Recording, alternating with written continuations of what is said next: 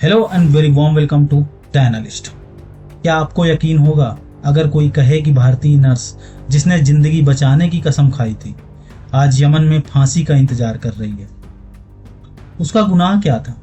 हत्या या मजबूरी में लिया गया एक भयानक फैसला?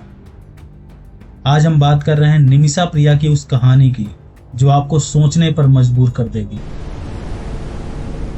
निमिषा प्रिया कोई हाई प्रोफाइल नेता या बिजनेस वुमन नहीं थी। वो एक आम महिला थी जिनके पास एक सपना था, एक अच्छी नौकरी और अपने परिवार को बेहतर जिंदगी देना। साल 2008 में जब उन्हें यमन में एक नर्स की नौकरी मिली तो उन्होंने सोचा था कि यह उनके लिए एक नया अध्याय होगा। यमन में उन्होंने एक अस्पताल में काम किया, मेहनत की, पैसा बचाया और फिर सोचा क्यों ना अपनी खुद की मेडिकल क्लिनिक शुरू करें। लेकिन विदेश में रहना कभी भी आसान नहीं होता और आगे जो हुआ वो डरावना था। यमन का कानून कहता है कि विदेशी नागरिक वहां अकेले मेडिकल क्लिनिक नहीं चला सकते।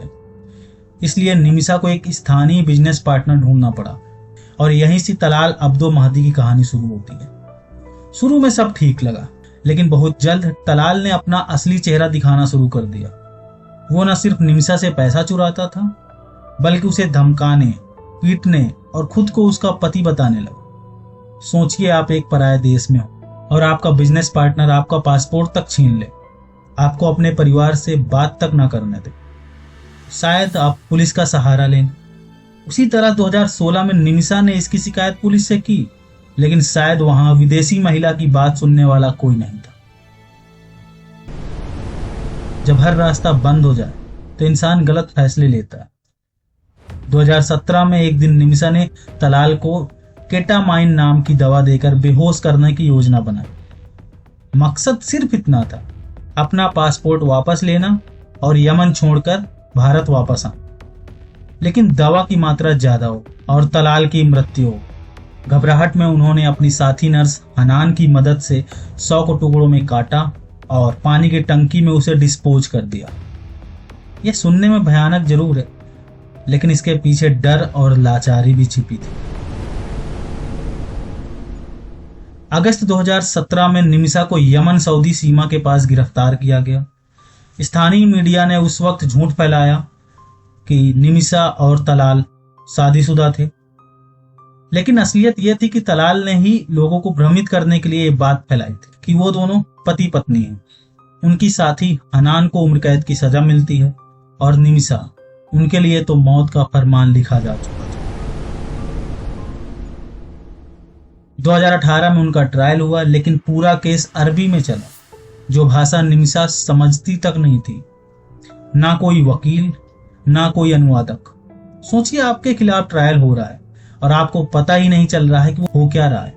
सुप्रीम कोर्ट के वकील के.आर. सुभाष चंद्रन और कई सामाजिक कार्यकर्ताओं ने इसे न्याय का मजाक बताया और फिर से सुनवाई की मांग की। लेकिन 2020 में फिर से वही ट्रायल हुआ और फिर से फांसी की सजा मिली।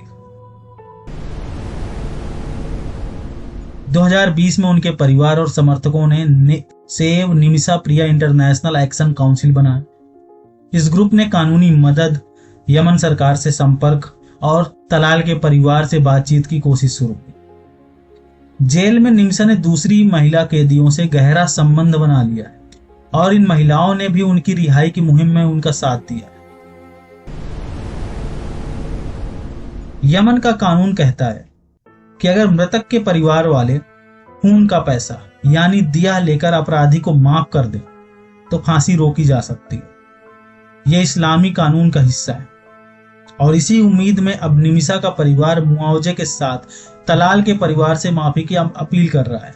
लेकिन क्या तलाल का परिवार माफ करेगा या बदले की भावना ज्यादा बड़ी है?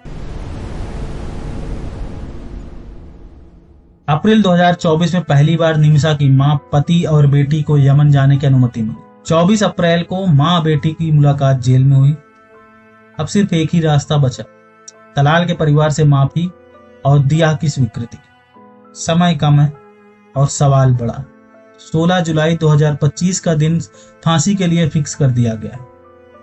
पर सवाल है, क्या ये न्याय है? क्या कोई महिला जो एक दर्दनाक परिस्थिति से भागने की कोशिश कर रही थी उसे बिना वकील के फांसी देना सही है? ये सिर्फ निमिषा की कहानी नहीं है, ये उस सिस्टम की कहानी है जहां कई बार आवाज नहीं सुनी जाती। हमें आपकी राय चाहिए, कमेंट में बताइए क्या निमिषा को दूसरा मौका मिलना चाहिए। This is it from my side. If you like this story please hit the like button and subscribe to my YouTube channel. मिलते हैं आपसे नेक्स्ट वीडियो में कुछ नए इन्फॉर्मेशन के साथ। तब तक के लिए नमस्कार एंड धन्यवाद।